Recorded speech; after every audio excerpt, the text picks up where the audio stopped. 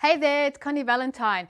Today we are going to discuss how to find your life purpose in under 5 minutes.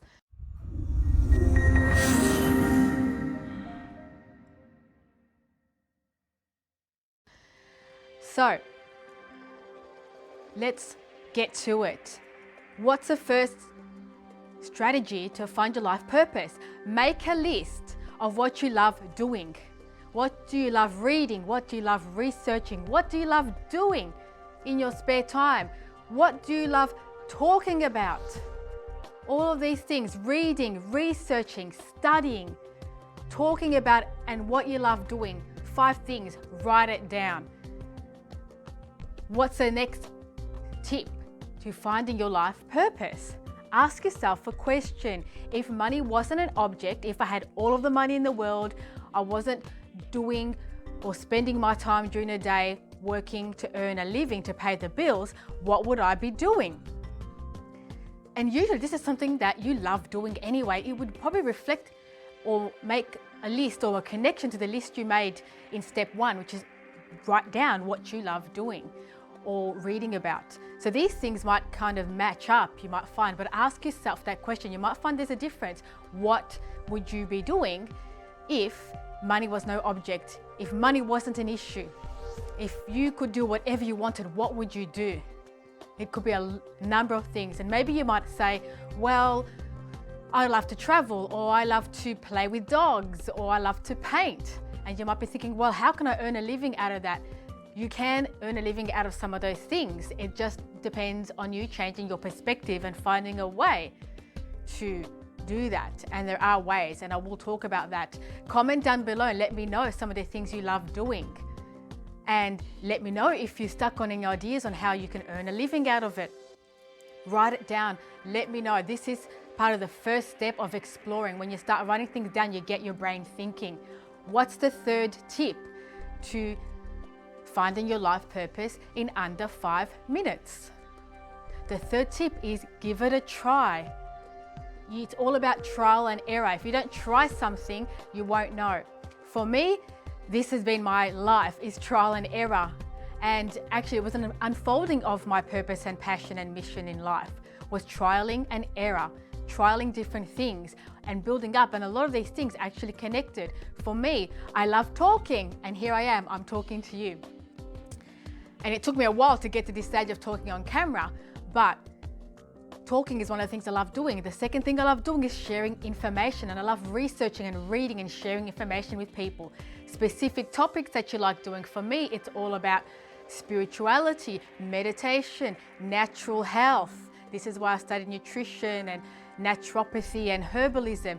It's all about healing the body naturally. I studied psychology and I became a counselor because I'm passionate about how to help people live better and feel better. It was all about healing depression and anxiety. So these were my passions, and they still are. I'm still passionate about these same topics, which I've been passionate since I was about 16 years of age, when I went through these processes that I'm sharing with you today.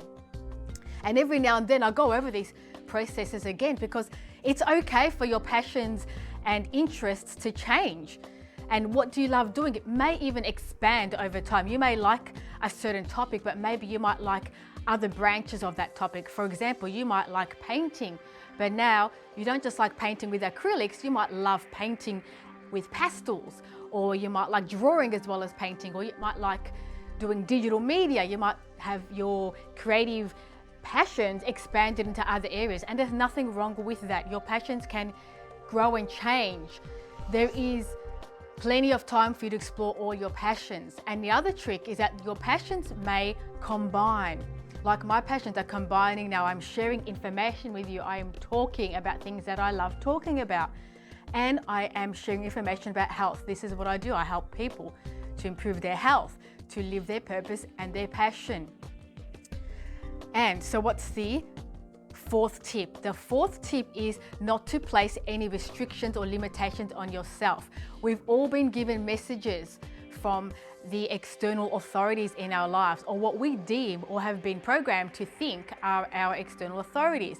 We've been taught and raised by parents. We have been educated in schools and we're always looking up at someone. But now it's time to look up to yourself. It's time to listen to your own heart and mind, to your own inner tuition. We have been getting tuition from the external world. Now it's time to go within and get your own inner tuition, your own tuition from the inside, from your insides.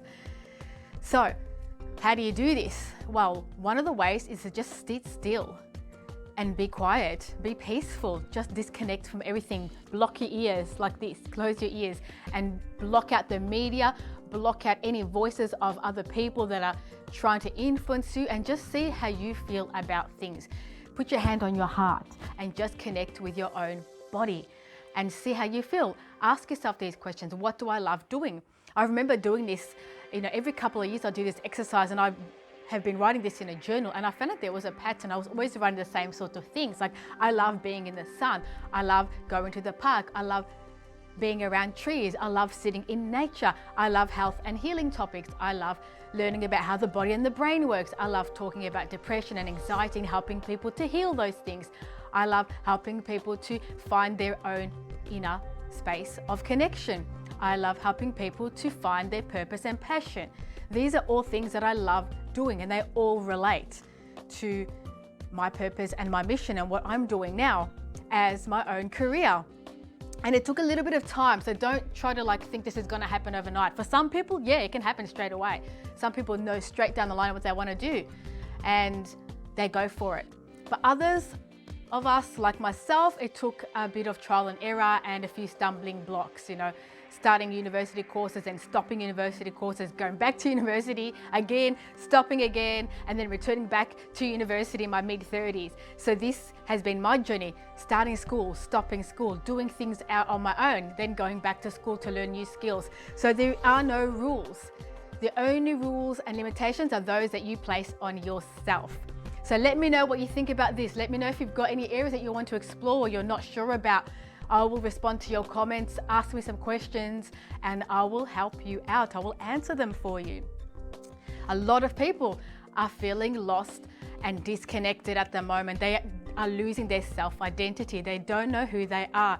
So many of us attach our identity to our jobs.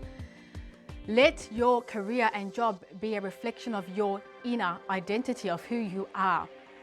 And therefore, when you know who you are, wherever you go, you will be there. Wherever you go, you will always know who you truly are, and you will know that everything is only temporary. And when you connect back to your true self, you'll be able to know when you are on your path or whether you are not on your path. So that's it for today. Let me know how you go with this information. Let me know if it's helping you. Share this video. That would help me a lot. Thank you for watching. Thank you for spending your time with me today. I really appreciate it. And subscribe if you like my videos, and share the love, because I'm sharing the love with you. All right, that's it for today. Remember, be happy, be healthy, and live your passion. Bye for now.